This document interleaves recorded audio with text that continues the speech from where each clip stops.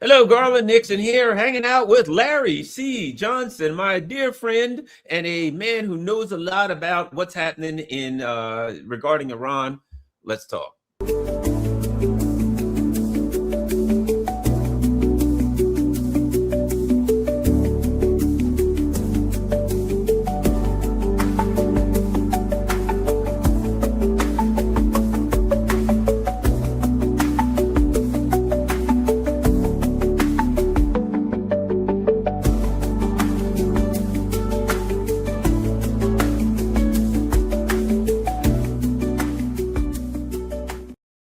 Hello, one and all. Larry Johnson here with us today, and we've got some interesting things going on.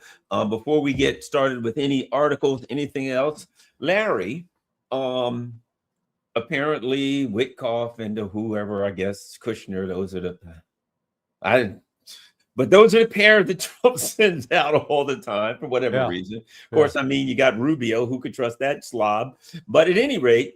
So apparently they were supposed to meet in Geneva. People were saying, oh, it's, war or not war. We still don't know anything. What do you know? What have you heard that's happened as a result of the so-called negotiations? Well, let me quote Foreign Minister Arachi. He said, "This round was the most serious and longest round of negotiations. We made good progress, talked about the elements of a nuclear agreement and lifting sanctions more in depth. We have understanding on some issues and disagreements on others. Technical teams will review technical issues in Vienna starting Monday. The next round of negotiations will take place in less than a week. The United Nations Security Council discussion and lifting unilateral sanctions were among our requests, and it was decided that next week we will delve into these issues in more detail." So that's good news. Now, we'll caveat it by saying, because we've seen in the past where Witkoff has reached certain what appeared to be agreements with the Iranians, and then he gets back into D.C. and they beat the hell out of him. You agreed to what? Whap, whap, whap, So hopefully it holds.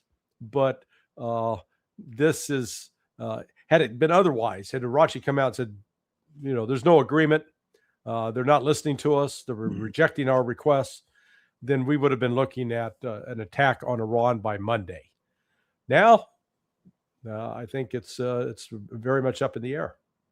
Well, part of, as you know, negotiations is oftentimes leverage, right? Do you have any leverage? Well, okay, the U.S. has some leverage because they've got all of these boats there, ships there, and planes, and they could attack. But Iran has leverage too because they've got the Straits of Hormuz, and of course, the U.S. just doesn't have an idea how much damage they could cause. So everybody's got leverage. What I read was going in, it didn't sound good because what I read was the U.S. has said no enrichment, and for all eternity, you can never do enrichment. And the only thing you're going to get is limited lifting of sanctions. And Iran said, nope, we got to do some enrichment. And we need full lifting of sanctions. Yeah. And at that time, I thought, okay, well, they're the loggerhead. I guess that's that. But it sounds to me like so far cooler heads have prevailed. Because to me, I'll say it put like this. If you had a reasonable good faith actors, you could get somewhere. If you started there and you had good faith actors and you didn't want war, you could get somewhere. The other side of me says, yeah, but it's all about regime change anymore. How much of a fraud is this? Unless you really want to use it to get the hell out and not attack them. Well, then it could be, and not go to war. It could be a valuable tool. Yeah, well, the way the narrative is, presented here in the West as well. I mean, it's one lie after another, and we saw Trump do it at the State of the Union with respect to Iran. The only line he put out that night that got both sides, Republican and Democrats, to rise to their feet and applaud and cheer, was when he claimed that Iran was the number one sponsor of terrorism in the world, that Iran has killed thousands of Americans, thousands, and perhaps millions, even up to a million maybe. How about 32,000 protesters? Yeah, right. And then I thought it was 1,000, then it was 6,000, now it's 32,000. 32,000, and I'll tell you where that number came from in a bit. But He then concluded by saying they will never have a nuclear weapon. Well, the reality is Iran all along has said we're not looking to build a nuke. We've said very firmly it's against our religious beliefs, which is true. But the United States can't take yes for an answer. So we keep trying to trot out this nonsense that they are the number one sponsor of terrorism. And I put an article out last week where I called it the three big lies, and then I've put it out as well as a video at Countercurrents. Number one, if you go back to the State Department annual reports on terrorism.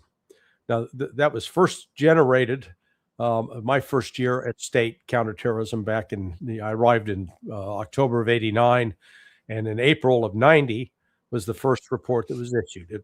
It contained the statistics for what had happened in 1989. And since then, by act of Congress, State Department, now Bureau of Counterterrorism, has to produce the annual report on terrorism. And more often than not, they have a statistical appendix so you can see which groups are killing the most people, which are the most active. So we've got a database there that goes back 36 years to 1990. There's a French group called Fondalab. They're a think tank. They've got a database that goes from 1979 up to 2024. Both the State Department database, which is based on information collected originally by the Counterterrorism Center, then the National Counterterrorism Center, NCTC. But it's an intelligence community product. They all show that over the last 36 years, the groups responsible for terrorism are Sunni, not Shia. Iranian is Shia.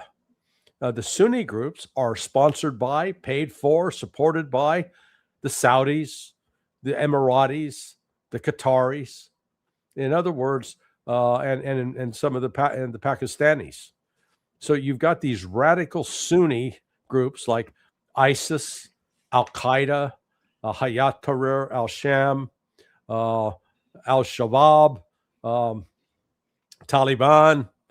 So none of those, not a single dime of support from Iran. In fact, Iran, for most of the last 15 years, was fighting in Syria against those radical Islamic groups like Hayat Tahrir al-Sham, which was, interestingly enough, funded by the United States.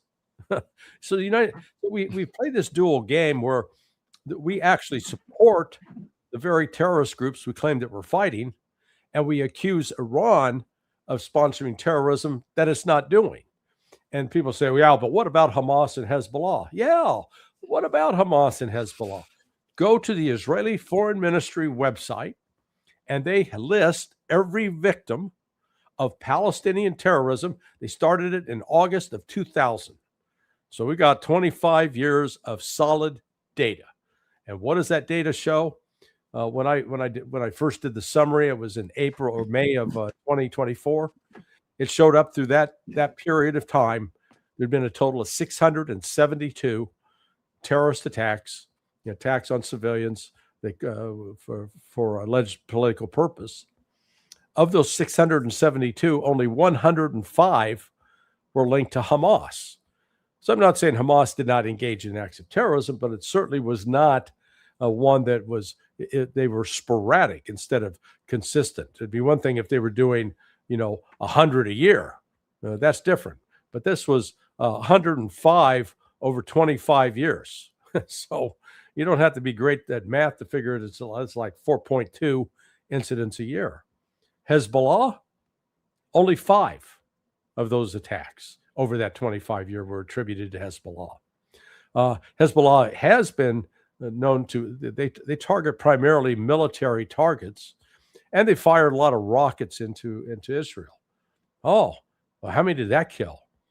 50 to 65 is the range. They're not exactly sure, but it's certainly not more than 100. And that's, again, over 25 years. So here is the United States being told, oh my God, we got to stop this vicious Iran because they're backing these bloodthirsty terrorists who are killing Israelis right and left. Oh, I forgot to mention the death toll. Over that 25 years, fewer than 1,500. And not counting October 7th. Added in October 7th, it brings it up to like 2,800. So, and then against that, Israel has murdered just in the last 2 years, 2 years, 3 months, over 70,000 men, women, and children in Gaza. And in the past, it's, oh, those are Palestinian numbers. You can't trust those. No. That the Israeli army itself admitted those were valid numbers. So probably a lot more. Yeah, probably a lot higher because they can't count the people under the rubble. I've heard probably correct. Tens of thousands of people under the rubble. Right.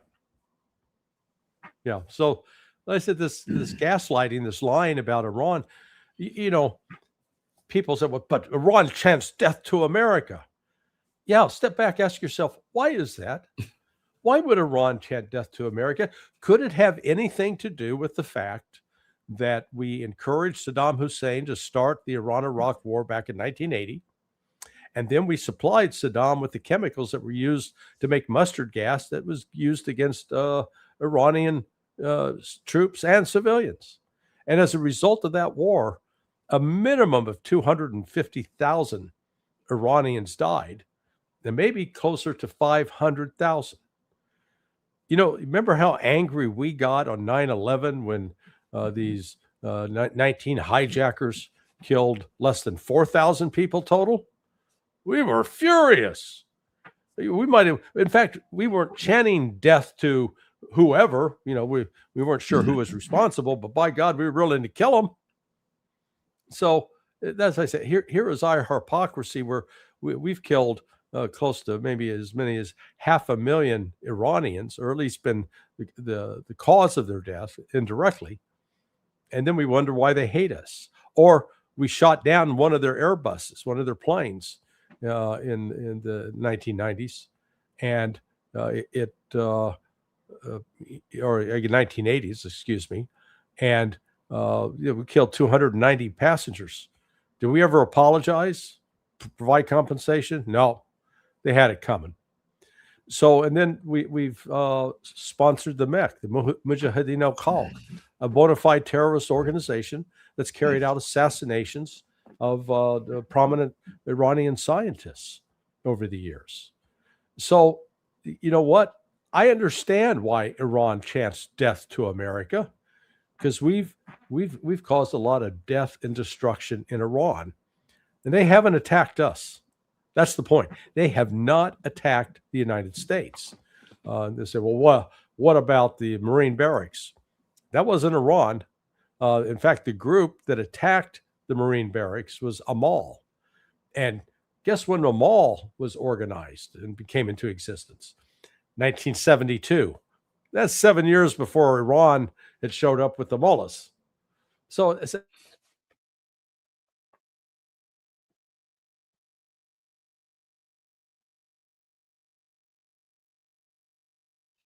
Larry's freezing up a little bit.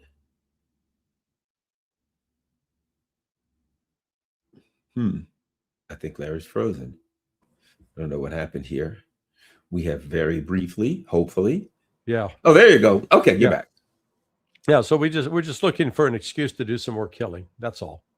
Let me ask you this. I don't know, I know still know people in DC. I do, but I haven't gotten anything. So what seems to be happening, it seems that there are, at minimum, I've heard Vance and Gabbard, but we don't know the exact names.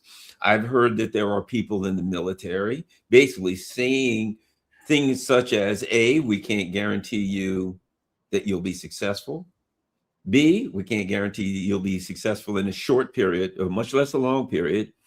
And C, we can get a bloody nose out of this one, a real bloody nose. And that there is some hesitation, especially in the military, which makes sense because they're the ones that's got to get killed, for God's sake. But it sounds like there's people saying this might not be a good idea. That it makes it really hard for a president to take a military action when the people in charge of that military action are saying, I don't know. And of course, we got the old poop boat situation going on. Oh The yeah, old poop deck situation going on, that don't make things better. yeah, yeah. This is I can confirm, and I'll tell you off air who it was, but that both Vance and Gabbard were saying, "Don't do this. This is not going to work out well." Uh, Tucker Carlson reportedly went to the White House on Monday to try to talk Trump out of it as well. Now, I describe Trump as you ever had one of those tug toys with the dog? Trump is a tug toy right now. He's caught between a Rottweiler on one hand and a pit bull on the other, and he's getting pulled in both directions. The Zionist lobby, and that includes people like Ted Cruz and the little old lady from South Carolina, Ms. Lindsey Graham,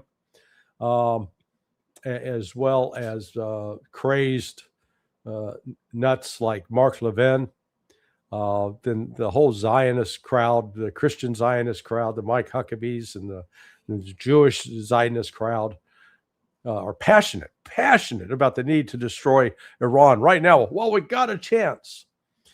But I don't know what happened with Daniel Kane, General Kane, the chairman of the Joint Chiefs of Staff.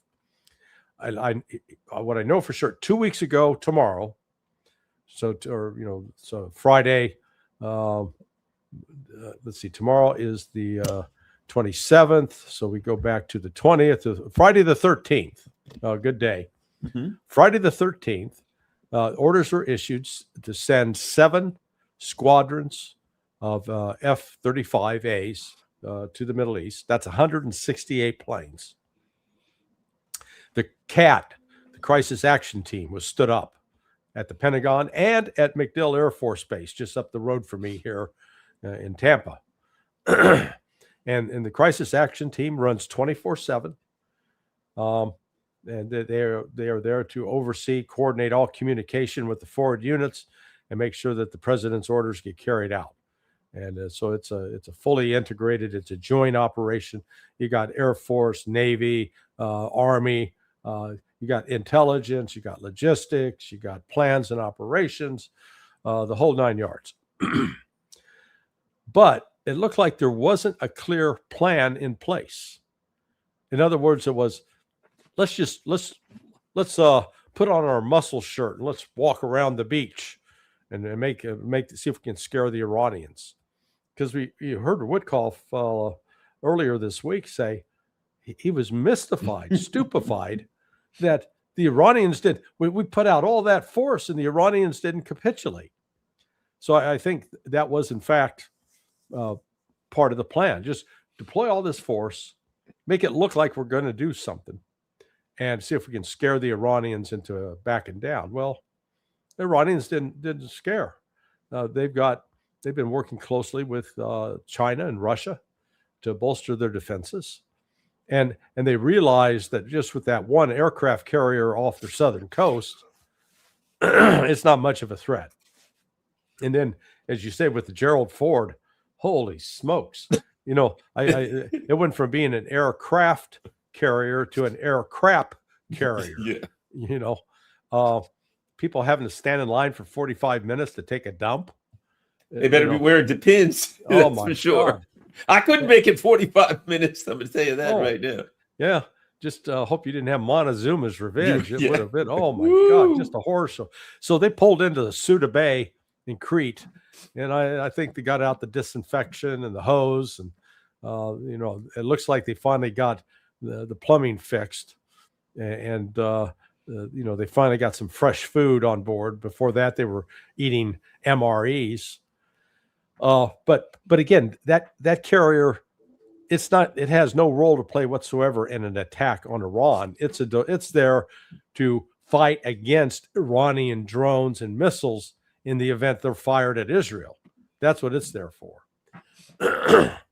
But then when you begin looking at, and this is what I think happened, finally the analysts who were supposed to assess the prospects of success by if we launched the strikes, they briefed Kane and realized This is we're getting ready to make one of the biggest shit sandwiches in American history, and we're not going to like the taste of it, Right. because the way the situation stacks up, if you go along the coast, the western border of Iran, it is peppered with probably close to 100 different air defense systems that have been deployed along that border. Well, the first task of an F-35 is to go out and do what they call suppression of enemy air defense, SEAD, or SEAD, SEAD. Well, then you look at how do you do that? So you've got a group of planes that are at the Prince Sultan Air Base in Saudi Arabia, and you've got a group of those F-35s that are at the Muwafaq al-Salti Air Base in Jordan. Well, from the Saudi Arabia base, the distance to Tehran is 900 miles. That F-35, it can fly 600 miles before it needs to be refueled. And let's say when it keeps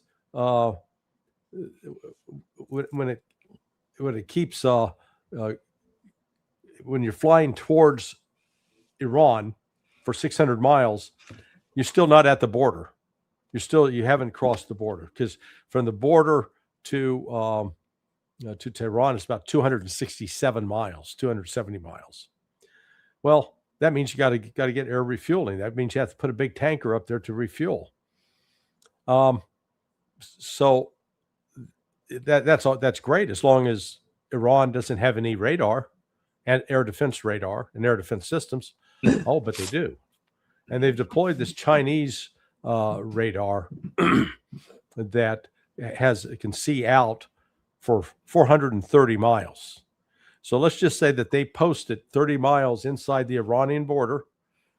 They got 400-mile coverage.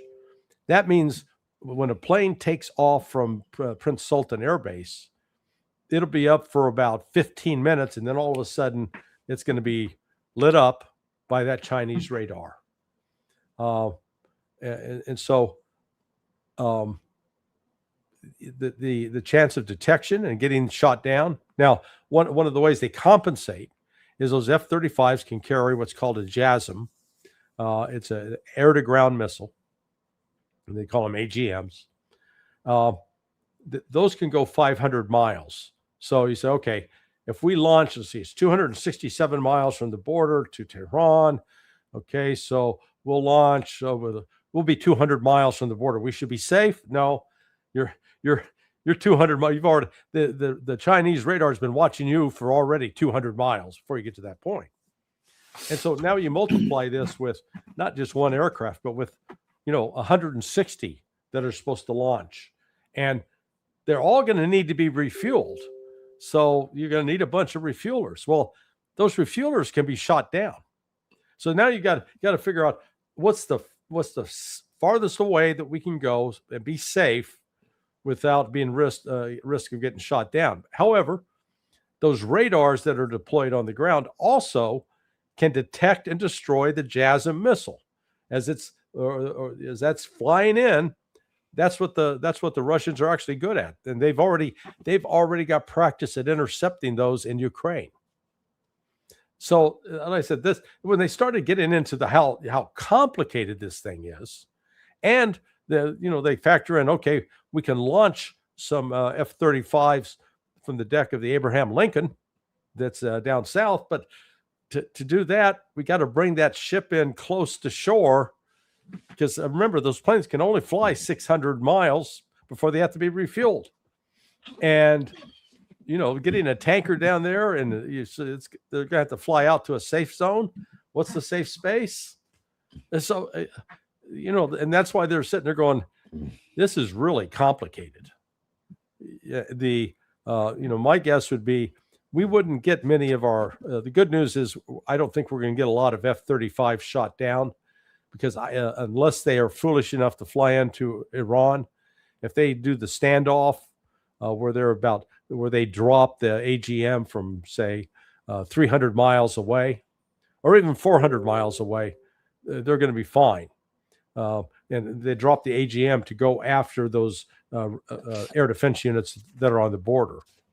But I'm just, I'm trying to give everybody a sense of the scale of this, how complicated it's going to be. And, and this is assuming nothing goes wrong.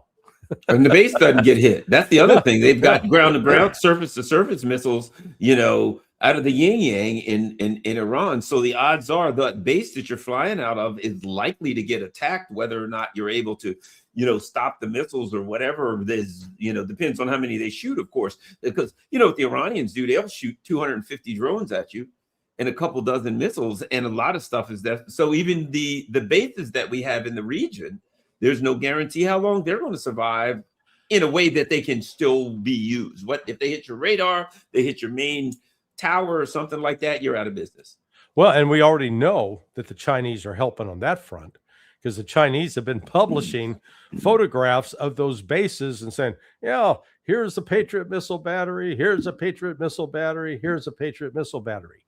So right now, Iran has the geographic coordinates. They don't have to go looking for them. They know where they are. So, and once those U.S. airplanes take off out of Prince Sultan or Muwafaq, which is in Jordan, that's another 200 miles to the west. So they've got even farther to fly. Once they go airborne, Chinese and Russians, I'm sure, are going to be able to say, hey, red alert, they're coming. So if you're the Iranian general, are you just going to sit there and say, well, let's just wait till they hit and then we'll launch? Yeah, you and me both, brother. You say, no, fire them up, guys. Oh, everything's targeted. I'm going to, especially their airfields. I'll say they're going to take off from the airfields, but they're going to have to land somewhere else, because those airfields are not going to be operable when they return. That would be the first thing I would hit, is strategically. If I've got all these surface-to-surface missiles, even before I targeted Israel, I'd say, let's strategically take out their bases, their port, anything that they would use militarily. The first thing we got to do is hit those, and they may come after us, but those airfields in this region are not going to be used. And my understanding is Iran has missiles that can hit Cyprus air bases, that they can go a long ways and still hit your. And Diego Garcia too. So I mean, they've got a lot. They've got some reach. So this, I think all of those factors came together, and both Ratcliffe and Kane realized, you've got to warn Trump. If nothing else, save their own ass. Yeah, and that you've been around Washington D.C. long enough, as have I. So you know that when you see when you see the Washington Post gets it first, or the New York Times, one of them, and then so New York Times, Washington Post, Wall Street Journal, Axios, they've all got the story, and they're all reporting, oh boy, the general saying it's too risky, and we haven't even talked about using up Patriot missile supplies and completely depleting our air defense system. So Kane was making sure he sent his people out, get the word out, because I'm not going to have my ass hanging out on this. Because if they proceed, we've warned them, if they proceed, it's on them. I told them not to do it. And so that's the game that's being played. And I think all of that, the Iranians gave Trump a get out of jail free card, with showing up and whatever concession, whatever they offered, to say, hey, you can come and inspect all the sites. In fact, you can permanently. I imagine they said something. You can permanently base one of your people there. Now, let me ask you this. This is fairly new. House Democrat leadership on Thursday announced plans to force a vote next week on a resolution that would require President Trump to seek congressional authorization to use military force in Iran. There's a couple of ways to look at it. I'll throw both of them at you. Option one, they know it's going to fail, so they'll just do it to posture, right? And that's a common tactic. Option two, people realize we don't want to do this. and Yeah. it's coming back, and and maybe because we know Schumer and Jeffries were 100%, they're warmonger low lives. They're the worst, as bad as it can get. So we know that they were 100% behind it. But if the brakes need to be pumped, the military and other people are saying, guys, you better pump the brakes, because if we go in here, we're going to get our ass handed to us. This could be the Democrats working with the intelligence and everybody else saying, okay, we'll help you pump the brakes here, because that way Trump doesn't have to say, I put everything in place and then I back down. He can say, well, I was ready to do it, but these darn Congress liberals, whoever they were, came in and they wouldn't let me do it. So I guess I'll have to call off. Not that we even know that it will be called off, but those are the way I read it, that Congress could be giving him an off ramp. Go ahead. Well, yeah. I mean, you got to ask yourself, why do the Democrats now suddenly like Donald Trump? Because if they do this, they're saving Donald Trump's presidency. Yeah. Because if he went ahead with this attack without having Congress support it, and the way you get it support, you take a resolution, hey, Congress, I want to do this, and they go, okay, go do it. Then all of a sudden, you're not the only one out there. Hey, we're all in this together. You guys voted, gave me the thumbs up. Because if you go out now when you haven't gotten permission, and yeah, Lindsey Graham and Ted Cruz, yeah, they're at you. Go get him. Go punch him in the nose. And then if it turns shitty, you're going to look for Cruz and Graham, and where'd they go? Oh, they disappeared. They're going to be saying, yeah, we told Donald Trump this was a bad idea. Yeah, he in private, we told him he didn't listen. It's all his fault. So, there's something to be said for having other people to blame. But when, if Trump proceeded with this, he would have been way, way out there on a limb all by himself. So that's why it looks like at this point that he's not going to go through with it, which is good. Yeah. But, never discount the power of the Zionist lobby. Whether they've got some compromising material on him or not, could be. The other wild card here, though, too, is Israel may try to launch something on its own. Now, Israel can't do it without the United States. The distance to target is so great, and that if I'm assuming that the air defense system and the radar systems have been deployed and are working. If they're not deployed and they're not working, then it'll be fairly easy to penetrate Iranian airspace and create some damage. But I don't think the Iranians have been asleep at the switch over the last 8 months. And it's dangerous because you got Russia and China in the area, and they have every motivation based on what's happening in Ukraine, based on what's going on with Taiwan. They have every emotion to say, well, we can cripple the U.S. right here. You guys have just placed you put what, 30% of your Navy? I've said this before, if I were China, I'd say you got 30% of your Navy in one spot. I want to sink every one of them. Yeah. They'll never come back to the Pacific. If I was China, just looking at it from my perspective, saying those boats will never return to the Pacific. If I got anything to do with it, I'd say China, I'd say Iran, you want missiles? Here's what I'm going to help you do. We're going to target every one of those boats. And if America so much as throws a rock in the direction, I'll guide you in. We're going to sink them all. Because from their individual perspective, that's it. The United States can no longer come to you're gonna end the U.S.'s Navy in one. I mean, potentially the U.S.'s Navy could get effectively wiped out if you lose a third of your Navy, which is a potential possibility. We cannot dismiss that as a possibility. Yeah, no, absolutely. And also the 7 squadrons of F-35s that were sent by the Air Force, that too is 1/3 of the Air Force. There are 21 to 24 squadrons, depending on how you count, and 7 got sent. So if it's 21, then that's a third. So I had this discussion with one of my Air Force buddies who's involved with this, and he was assuming that the Chinese wouldn't want to get involved on behalf of the, sort of like let those crazy mullahs work this out on their own. But I'm with you. If I'm China and I've got all this advanced weaponry that I think works, I mean, we've tested it, but we've never tested it in actual wartime conditions. So now we get to put it out there, and there's an actual attack coming. So we're going to see, does this radar work? Does it identify the stealth fighters? Does it allow us to engage it? Does it integrate with our satellite system?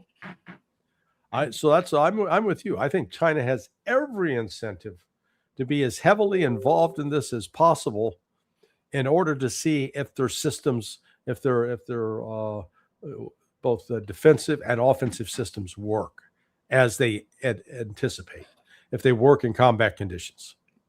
And if they do, they have a major deterrence, because then they can say they worked. Well, what happened? My gosh, Americans got a bunch of planes shot down and several ships hit. And the Chinese can say, yep, they used our stuff. And America, don't you forget it. That's only a little taste of what you'll get if you'll come over here. Once it's like a guy, you ever see the movie and one guy comes in and he looks at a guy and the guy kind of just goes like that and pulls his thing back and he sees that he's got a gun and the guy goes down, right? Once you show, and it would give the Chinese an opportunity to see for themselves whether it works. They already know the Russians have combat tested, and B, to show the world and to show the U.S. Don't come screwing around in our neck of the woods. You see what happened in Iran. We just lent them a little piece of it, and you lost some ships and planes. So it's a deterrent. There's just so many reasons that I can see for China to get. I could keep going. They get a lot of oil from Iran, and they don't want Iran to fall. And Iran's part of the belt. I mean, I could go. There's so many reasons for China to say, "I'm going to help them." And we're going to bloody the nose of the United States like they could never imagine if they hit it. You could be walking into a hornet's nest here. Yeah, no, absolutely. This is, and so I think all of that is factored into why you're getting hesitation from the military, and Trump's being told, don't do this. But there are so many cheerleaders that in both Republican and Democrat parties, and on the Israeli side, that are trying to incite. Do it. You're a chicken. Don't be a chicken. Yep. And Trump is actually bristling a little bit at that taco, the taco meme that Trump always chickens out.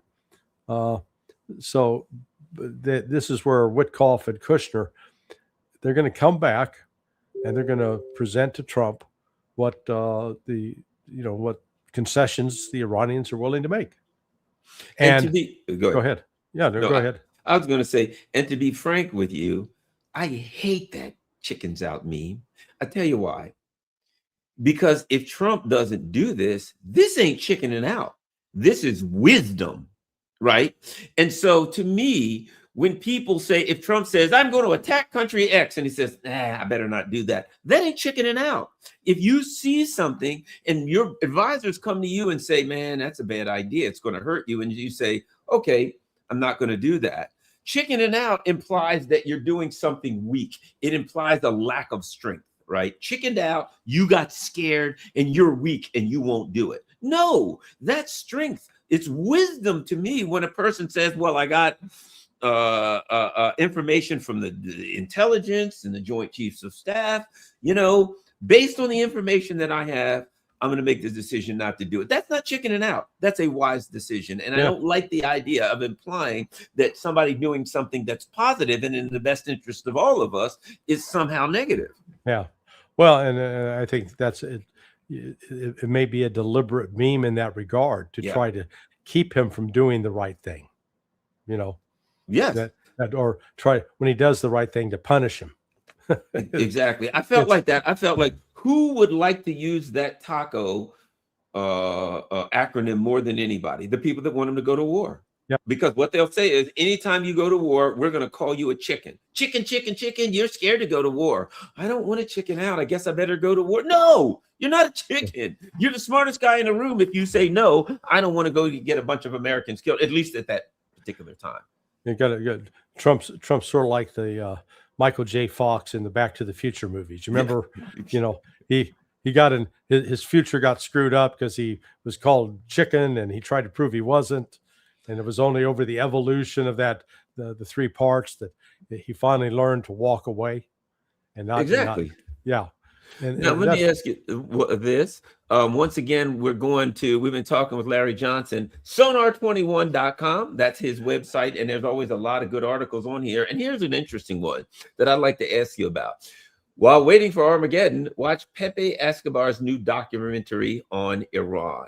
Right. And where you talk about, hey, by Thursday afternoon, we're going to know something. And we're crossing our fingers that we do know something. Talk about Pepe Escobar's documentary and why it's important.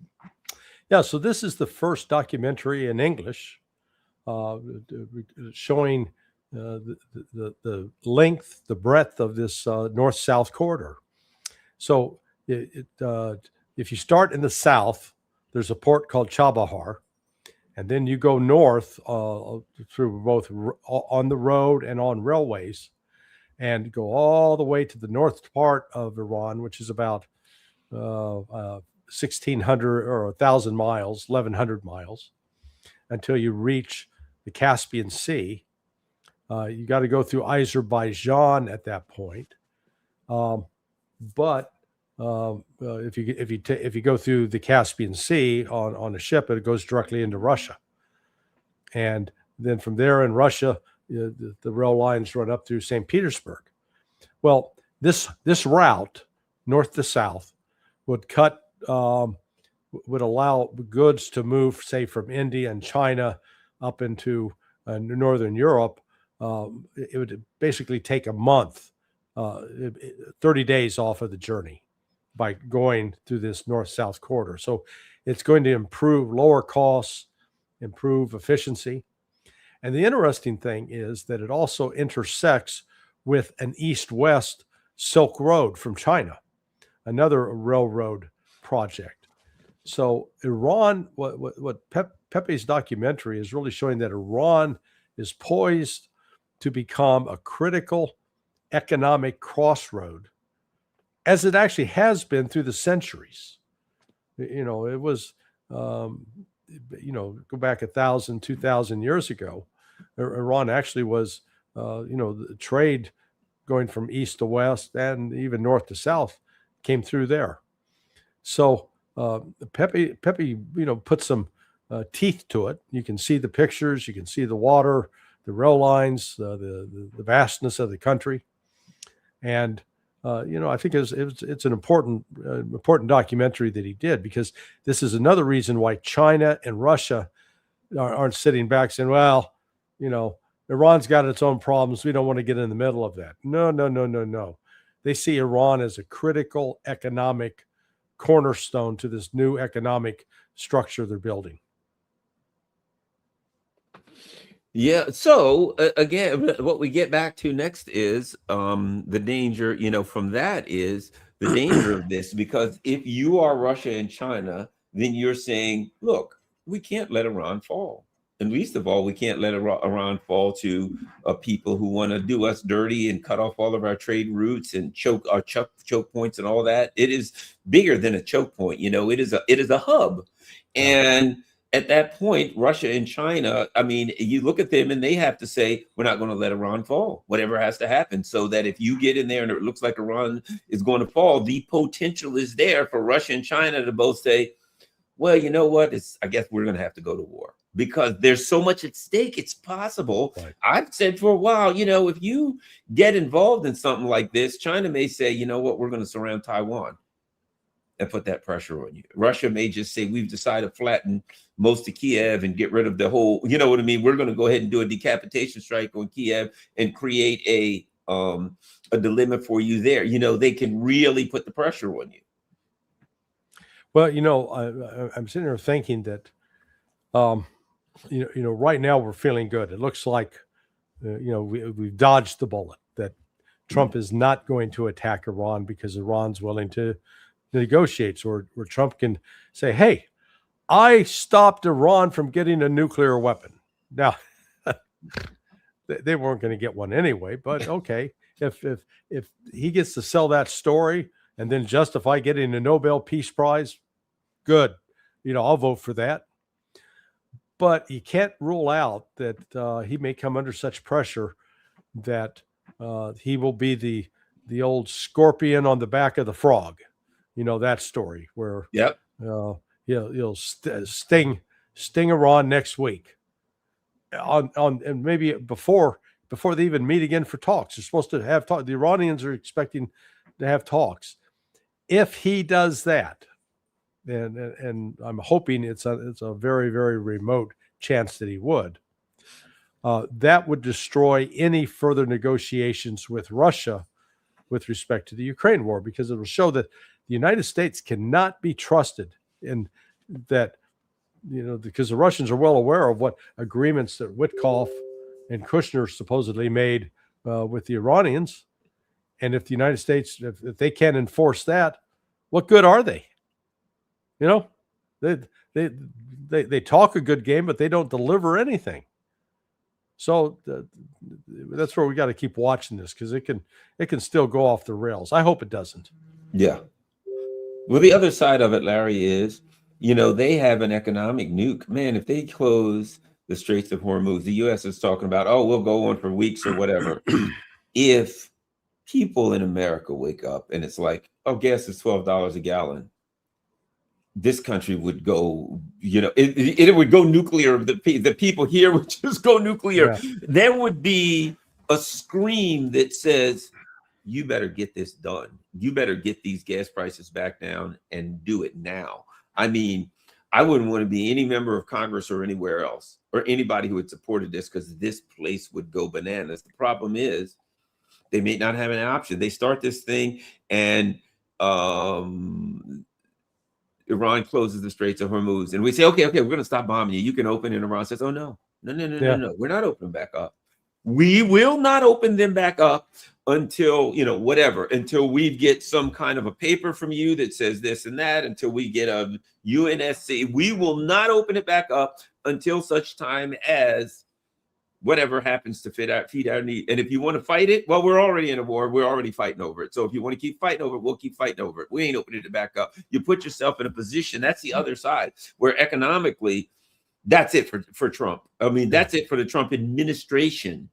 If they take an action that basically melts an already weak economy down. I mean, our economy's sitting there. It looks to me like it's on the edge now. That'll push us. Wait, we're done. Yeah. Well, the other thing, Iran actually has another option. They can threaten to close it, or they can put the word out that they're going to close it without actually doing anything military, to force the insurance companies to raise the premiums on insurance for ships going in and out of the Persian Gulf. That's a way to actually shut it down without actually having to fire a shot. So, that's another option. But you're right. Iran's got some cards to play in this. And, the United States, we look good on paper. But when you peel it back and start really looking at what are we capable of, you realize we got some limitations. And we saw that on display. I've talked about this before, last March in the Red Sea, when we had 2 aircraft carriers and 5 destroyers, and we had complete control of the air. Our planes didn't have to worry about flying 600 miles and getting it refueled. They're only flying a couple of 100 miles.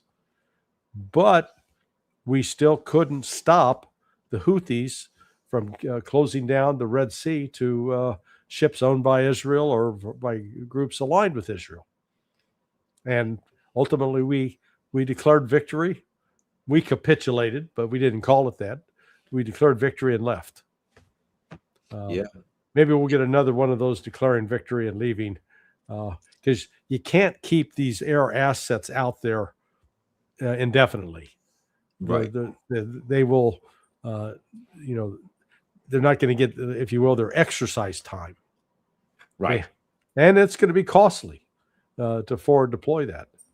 So, but we did get, sort of another warning sign that something may be afoot. They have reduced personnel at the naval base, the Fifth Fleet there in Bahrain. So it's been cut down.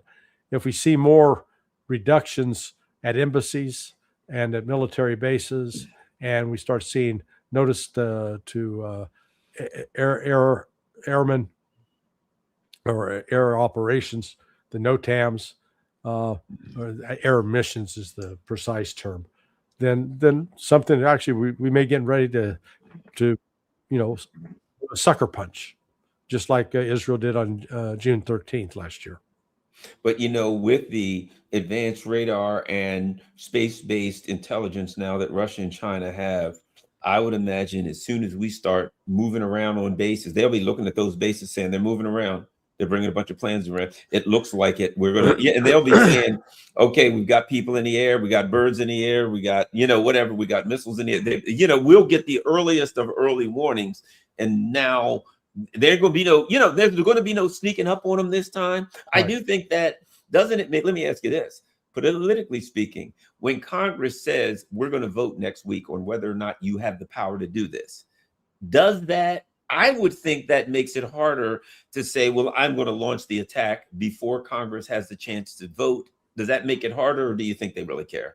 No, again, if he tries to do it before Congress votes, he's just he's sealing his fate, because the odds that this is going to work out well and be a clean victory, very, very low. The odds that it can turn bad and disastrous in terms of casualties, I'd say it's at least 60% or better.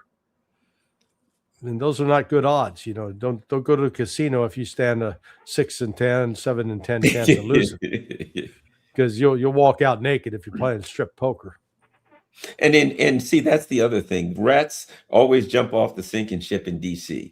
The same group of people that we're behind you. You got to do it. We're right behind you. When it goes bad, you'll turn around. Hey, where are those guys? They were all behind me. Yeah. They're all. And so these same people that are saying, we'll vote next week. Well, Iran's bad. They're standing up, doing all of their seal, clapping and what have you during the State of the Union. You take off and a couple of ships go down.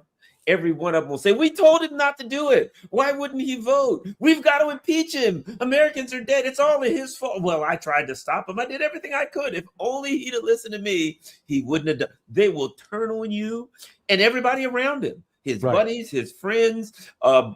Everybody will say, you know what it reminds me? It's like the Russians say every time they'll capture all of these Ukrainians, and they all say we were cooks. They got like 10,000 cooks. Yeah. No, I didn't do anything. I was just a cook.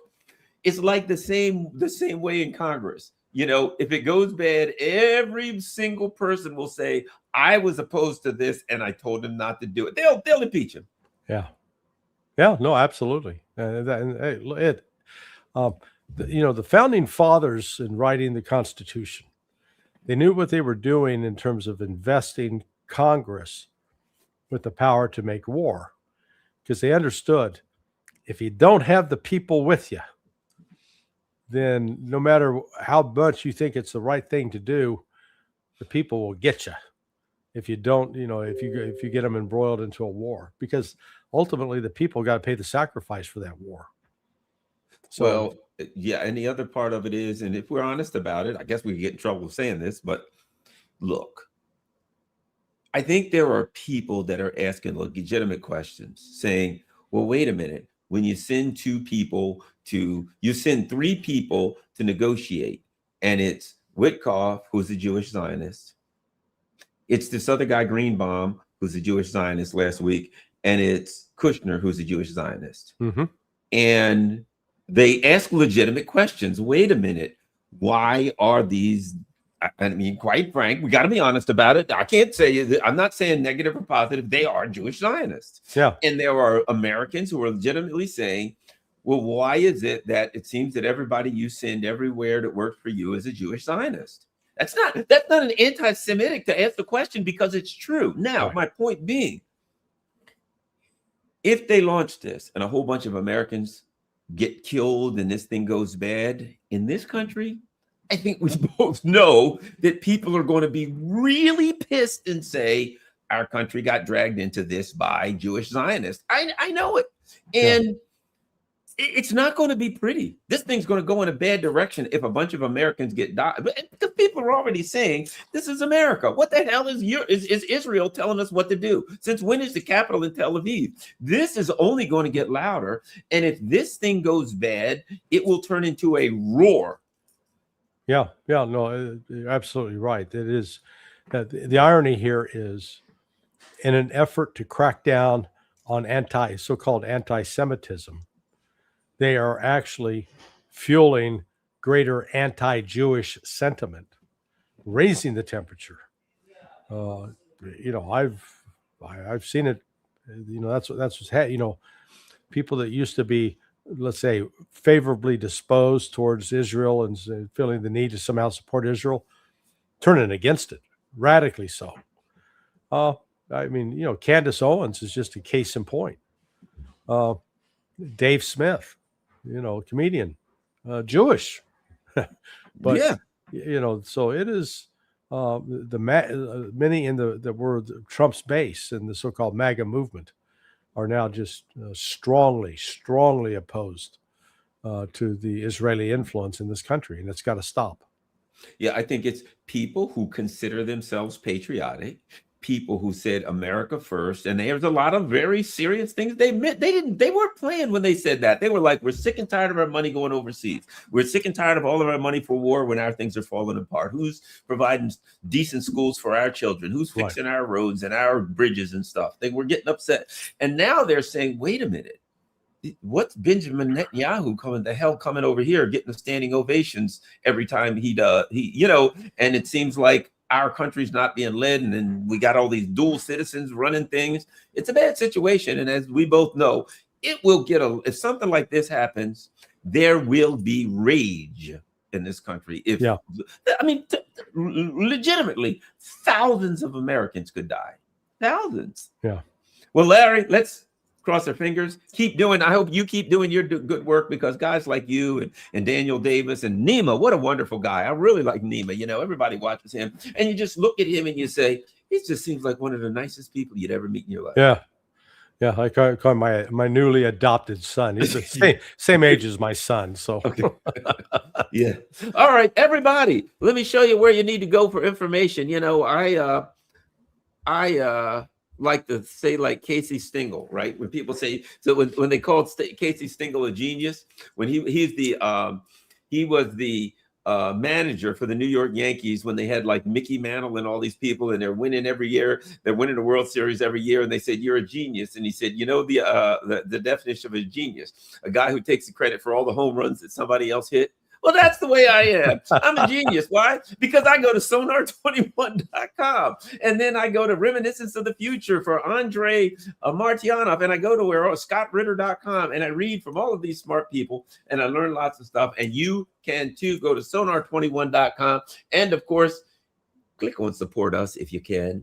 You got PayPal, PayShoot, Patreon, and Buy Me a Coffee. Make sure you remember that the people that do this stuff are doing very important work, could be saving us from a nuclear Armageddon, and nobody's getting rich. Nobody's barely making ends meet. So you could at least give a few bucks here to help poor Larry to at least pay for the website and keep that up going. Okay, so sonar21.com, click on support us, and also make sure you share sonar21.com on all your social media platforms so that other people can go there and learn lots. Larry, thanks a lot. I really appreciate it. Hey, Garland, thank you. All right. Thanks a lot, everybody. Share this on all your social media platforms. I'm out.